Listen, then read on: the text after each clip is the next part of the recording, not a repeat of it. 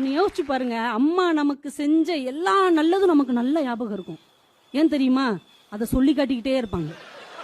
உனக்கு 2 வயசுல வயித்தால போகும்போது அத்தனை டாக்டர்கிட்ட அலைஞ்சேன், 5 வயசுல உனக்கு பேச்சு வராத போது இத்தனை கோயிலுக்கு அலைஞ்சேன், சொல்லி காட்டிக்கிட்டே இருப்பாங்க. அதனால அம்மா செஞ்ச நல்லது எல்லாம் நமக்கு நினைவுல இருக்கும். அப்பா செஞ்ச நல்லது ஒண்ணு கூட நினைவுல இருக்காது. ஏன் தெரியுமா? ஒருபோதும் தான் தன் பிள்ளைக்கு செய்ததை சொல்லி காட்டாத சொக்க தங்க சார் எங்களுடைய அப்பா. அப்பானா வெறும் வார்த்தையா? அப்பானா வலிமை, அப்பானா நம்பிக்கை, அப்பானா வாழ்க்கைங்க. அப்பா இருக்கும்போது மட்டும் இல்லைங்க, இல்லாத போதும் நம்மை வழி நடத்துகிறவர் தாங்க அப்பா. நான் முத்துக்குமார் அழகா ஒரு கவிதையில சொல்லியிருப்பாரு, அப்பாவின் சாயலில் இருக்கிற ஒரு பெட்டி கடைக்காரரிடம் சிகரெட்டு வாங்கும் போதெல்லாம் என் விரல்கள் நடுங்குகின்றன என்று எழுதினார் என்றால், அப்பா சாயல்ல ஒருத்தர் இருந்தா கூட அவன் நமக்கு வழிகாட்டியா இருப்பான் சார். அதான் பெரிய விஷயம்.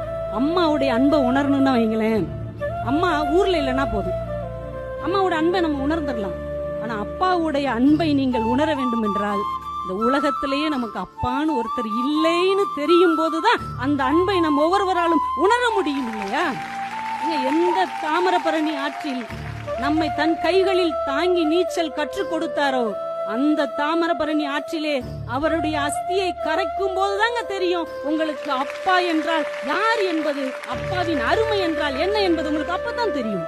அப்பா நடிக்கவே தெரியாத ரியல் ஹீரோ சார். அம்மா மாதிரி முத்தம் கொடுக்க மாட்டார், மடியில படுக்க வைக்க மாட்டார், தாலாட்டு பாட மாட்டார், சோறு ஊட்டி விட மாட்டார், எதுவுமே செய்ய மாட்டார். ஆனா இத்தனையும் அம்மா நமக்கு செய்வதற்கான ஒரு சூழலை உழைப்பால் ஏற்படுத்தி கொடுத்திருக்கிறார் இல்லையா?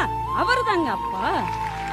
அப்பாவுடைய கைகள் பாருங்க, உழைச்சு உழைச்சு அப்படி காய்த்து போயிருக்கு.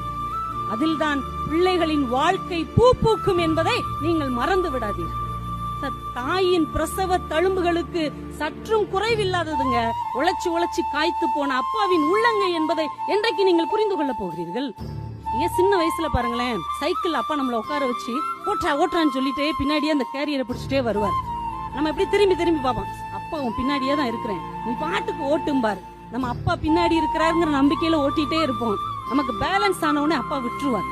இன்னைக்கு வரைக்கும் அப்பா நமக்கு பின்னால் இருக்கிறார் என்கின்ற நம்பிக்கையில தாங்க நம்ம நிறைய பேர் வாழ்க்கையை ஓட்டி கொண்டிருக்கிறோம். பெண் குழந்தைகளுக்கு கல்யாணமாகி போகும்போது அம்மா 1000 வார்த்தைகளில் தன் அன்பை புரிய வைப்பாள். பாப்பா அங்க அப்படி இருக்கணும், இப்படி சமைக்கணும், இப்படி நடந்துக்கணும், இப்படி பேசணும், இப்படி அமைதியா இருக்கணும், 1000 வார்த்தைகளில் தன் அன்பை நமக்கு காட்டுவார்.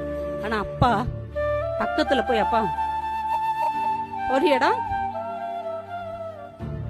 கைய பிடிச்சிட்டு விடுவார் பாருங்க. அந்த அழுத்தமான ஒரு பற்றுதலில் அப்பா தன் ஒட்டுமொத்த அன்பை